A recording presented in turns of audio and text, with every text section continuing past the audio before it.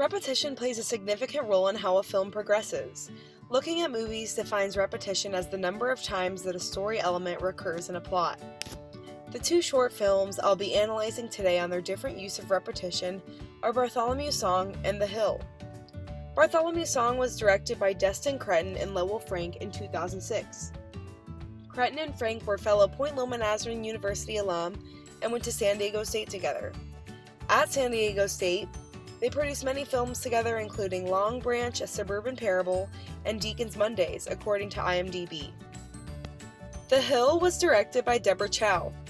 Deborah Chow is a Canadian filmmaker of Chinese-Australian descent. She began her directing career with two short films called Day Pass and The Hill. She wrote and directed The High Cost of Living, which won the Sky Vodka Best Feature Award during its world premiere at the Toronto International Film Festival. She now works primarily on TV shows, including Mr. Jones, The Vampire Diaries, and The Mandalorian, according to Sundance.org.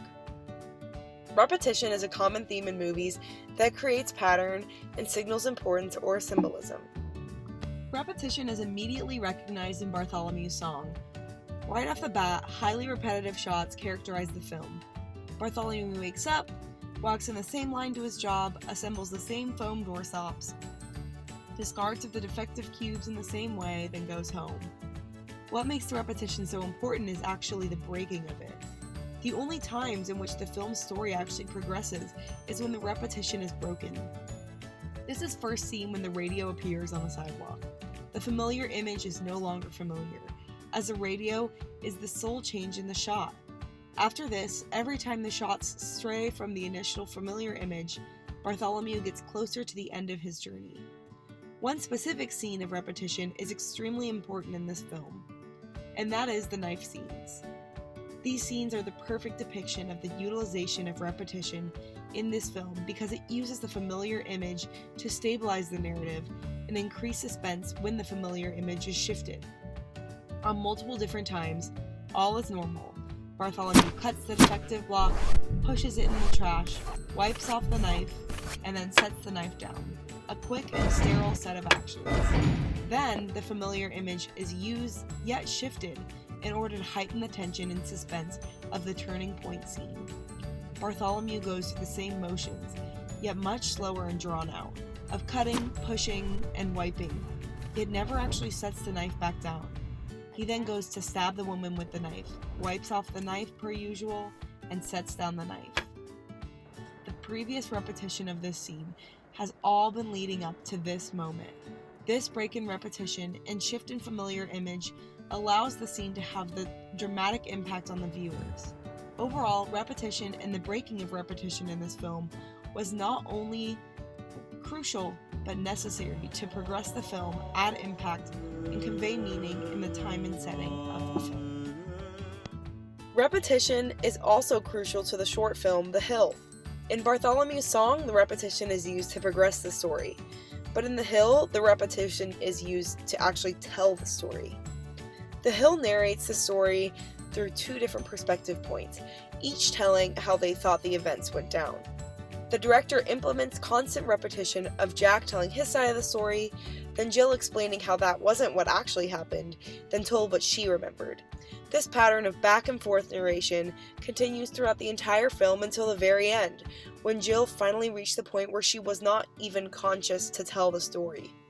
Now, only Jack's perspective could be told, but as the repetition has revealed, Jack's side of the story couldn't be trusted. Over and over again, Jack's side of the story was not reality. Even without being told that Jack's view is not reality, viewers are led to believe this indirectly through Jack's story being told first, then Jill invalidating his story through her story being told second.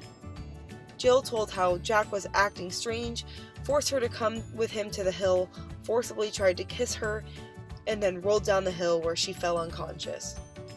Jack's side of the story had him being innocent and kind, never imposing force. Because of this constant repetition of the two opposing stories being told, the viewer is ultimately led to believe that Jill was raped.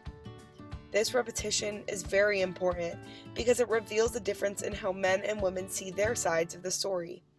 When the repetition is finally broken in The Hill, it brings the film to an end. The story is repeated throughout the movie from both perspectives until only Jack's perspective remains, and the story is over. Overall, the breaking of repetition found in Bartholomew's song is crucial to progress the story, show the time passing, and implement suspense.